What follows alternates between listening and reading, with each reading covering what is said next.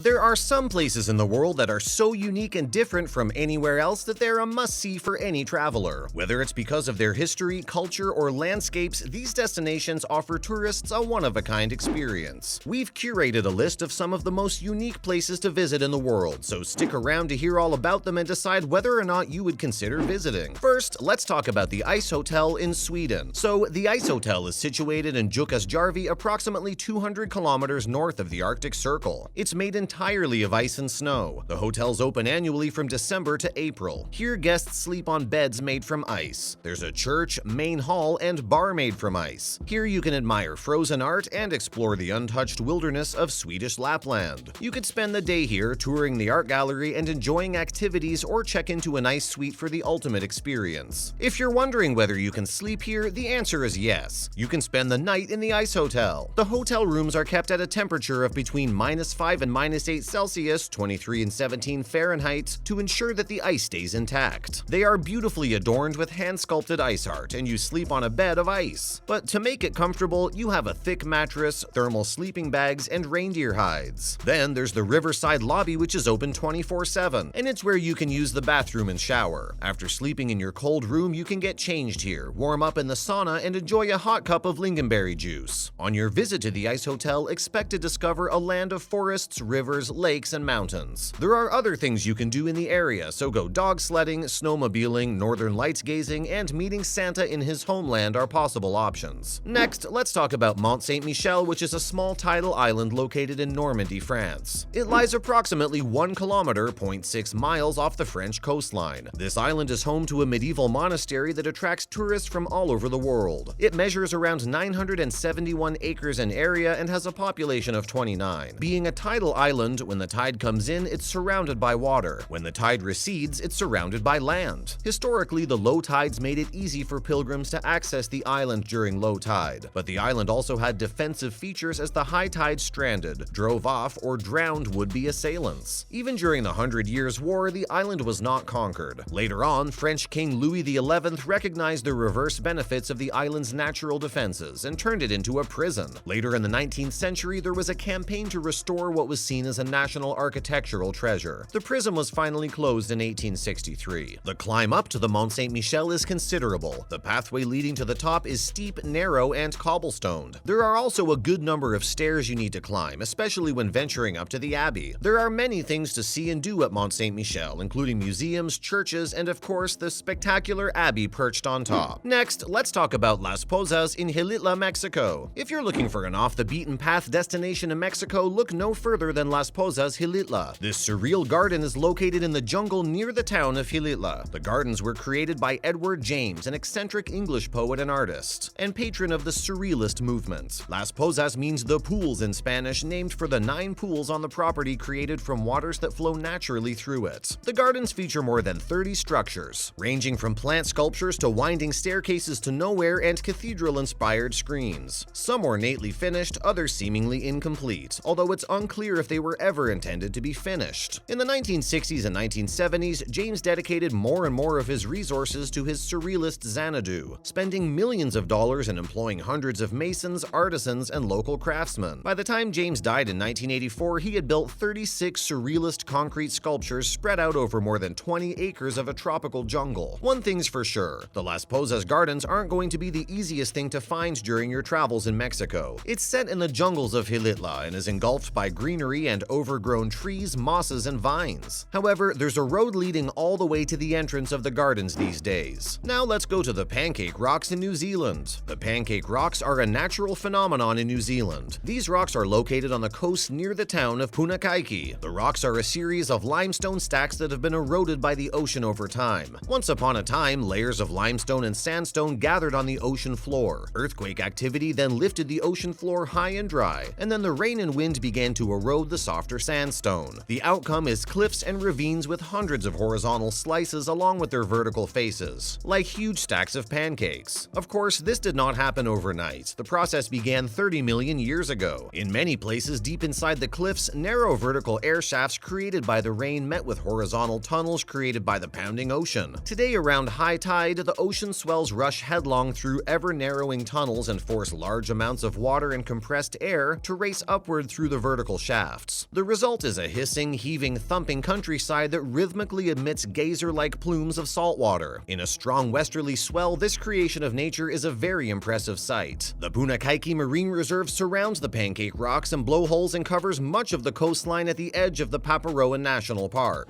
Next, let's look at Alberobello in Italy. So, Alberobello is a small town in Italy that is known for its unique architecture. The town is home to a series of houses that are all built in the same style. These houses, known as trulli, are made from limestone and have cone-shaped roofs. Let's take a walk down memory lane. In the 16th century, the Acquaviva family, the local rulers within the feudal system, wanted to avoid paying property taxes to the king. They ordered local peasants to build their houses and dwellings without mortar so that in the event of a royal inspection, the structures could quickly and easily be taken down and the tax bill would remain low. Using local limestone and some ingenious building techniques, the local population created the trulli. But the issue was that every time there was an inspection, the peasants had to tear down their houses, and they were unhappy with the situation. Around 200 years later, the king made Alberobello a royal town, and these structures weren't dismantled after that. So the trulli were originally built as temporary homes, but they've become popular tourist destinations. Alberobello is a unique town and a UNESCO World Heritage Site. It was protected due to its value as an example of a form of building construction deriving from prehistoric construction techniques that had survived through the ages and was functioning in the modern world. With its narrow pedestrianized streets, little shops selling local produce, and a few nice cafes and trattorie offering alfresco dining, Alberobello is a great place to visit. Lastly, let's look at the Pamukkale thermal pools. So, Pamukkale, which means cotton castle in Turkish, is a natural site in southwestern Turkey. The area is famous for a carbonate mineral left by the flowing water. Over the course of thousands of years, this mineral has formed white water pools famous around the whole world for their healing properties. Local legend has it that people used to visit these thermal pools to wash away their sorrows and become more attractive. It's also said that bathing in the pools will cure illnesses such as nutritional and chronic disorders, digestive and circulatory problems, eye and skin diseases, etc. Because of this, Pamukkale has been a flourishing spa resort since ancient times. Even Cleopatra bathed in the healing pools. Apart from the healing properties of the water, the travertine pools of Pamukkale are surrounded by some gorgeous ruins and historical sites. One of these sites is the ancient Greek city of Hierapolis, located above the pools. The city started off as a military outpost. It was later transformed into a spa center. The theater is the main attraction to see if you visit the ruins of Hierapolis. You can also visit the Museum of Hierapolis. This small museum has an interesting collection of antiquities from Hierapolis and is located in a former Roman bathhouse. The ruins of the city have beautiful long roads surrounded by towering columns. In addition, you can also go for a sunrise hot air balloon ride. You'll be able to see the pools and the ruins of Hierapolis. And that's a wrap. Have you been to any of these unique destinations? If so, we want to know what your experience was like. And if you haven't had the chance to visit them yet, add them to your travel list. They're all definitely worth a visit. Which of these places would you most like to see for yourself? Let us know your thoughts in the comments.